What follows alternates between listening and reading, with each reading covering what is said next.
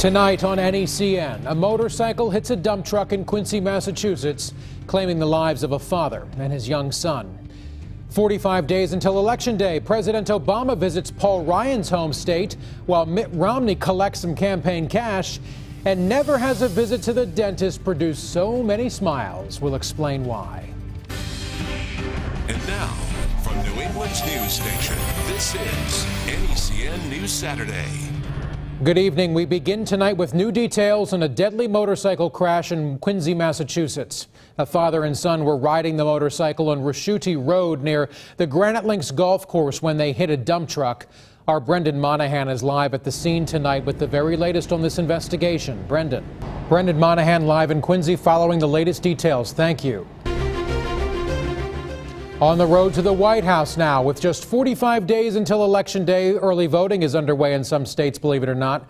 Today, both President Obama and Mitt Romney were on the campaign trail. Now, Mr. Obama was in Wisconsin. Now, that's the home of Republican vice presidential candidate Paul Ryan. Now, speaking to a crowd of about 18,000, the president disputed Romney's claims that his policies have failed to turn the economy around. When you give tax relief, Vice President Joe Biden wrapped up a two-day visit to New Hampshire today. He told supporters why Mitt Romney and Paul Ryan are wrong for this country. Our John Maroney has more from Merrimack.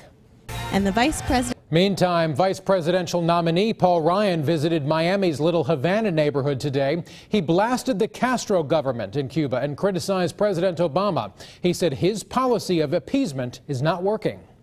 Let me tell you this. Ryan also campaigned in Orlando, where he talked space policy. He said because of the president, this country is no longer the leader in space exploration.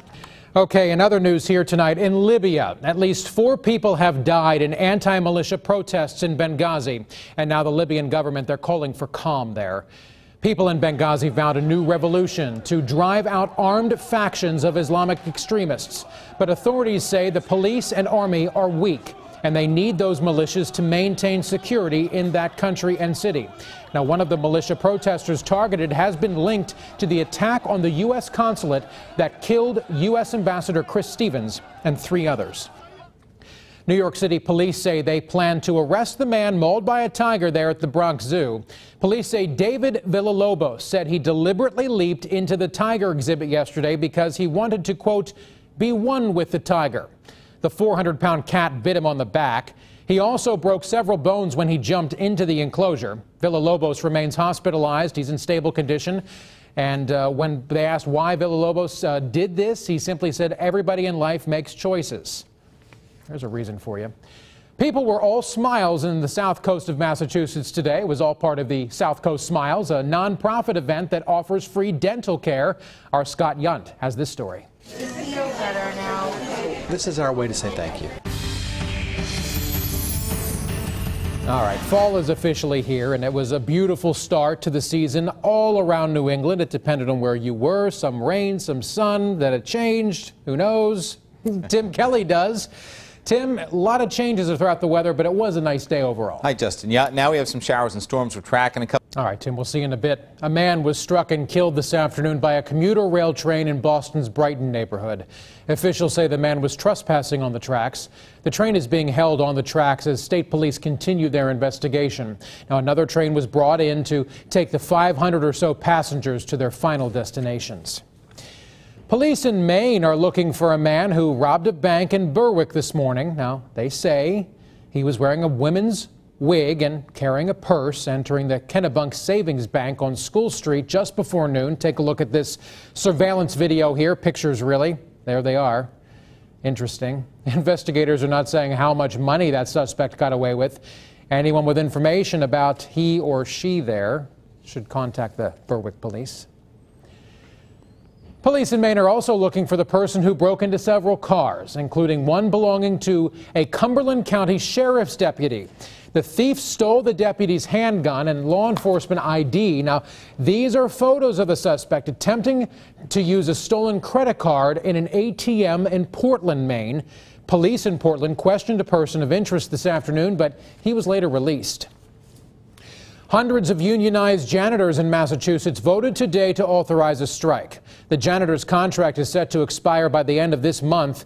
Janitors complain employees offer them just as few as 18 hours a week of work, preventing them from qualifying as full-time workers, and of course that denies them of any health insurance. Contract negotiations will resume Monday, and a spokesperson for the Maintenance Contractors of New England says he is hopeful an agreement will be reached by September 30th. That's the deadline.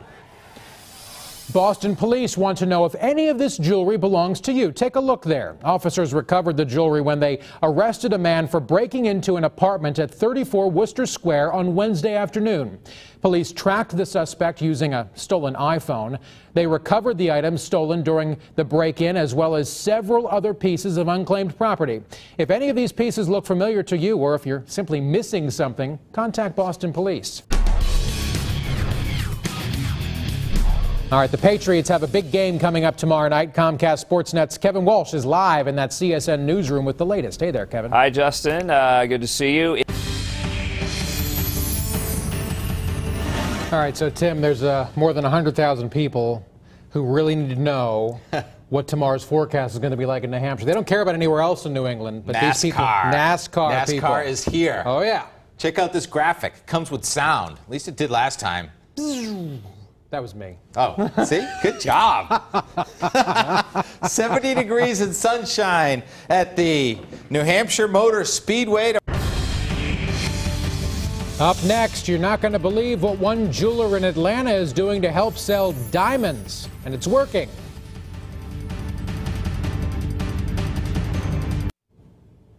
All right, so Tim, you've heard this saying. I know you have. You probably have fallen victim to it at some point. Diamonds are a girl's best friend. Yeah. You've heard that one, too? Yeah. Well, they may be a hunter's best friend, too. Get a load of this. A jeweler in Atlanta found diamonds and hunting rifles. They seem to sell quite well together. The store offered customers who bought a $2,500 diamond a voucher for a free rifle. The store owner realized many of his customers were hunters and got the idea after seeing a similar offer at a Missouri car dealership. Although the owner didn't want to go on camera, he did say sales are good. And it's a win-win promotion, you know. Now, the owner says those hunters might not get in trouble for going hunting so much. Exactly, now. Right. So you make your wife happy, and then you head out. There's a silver lining to everything. For 4 nights. Yeah. Here's a check of these thunderstorms that are crossing New England. They're heaviest in western New England. Tomorrow morning, the sun is out, cooler air coming in. It turns into a very bright Sunday. Thank you, Tim, and thank you for joining us. I'm Justin Michaels. I'm Tim Kelly. Thank you for watching NECN.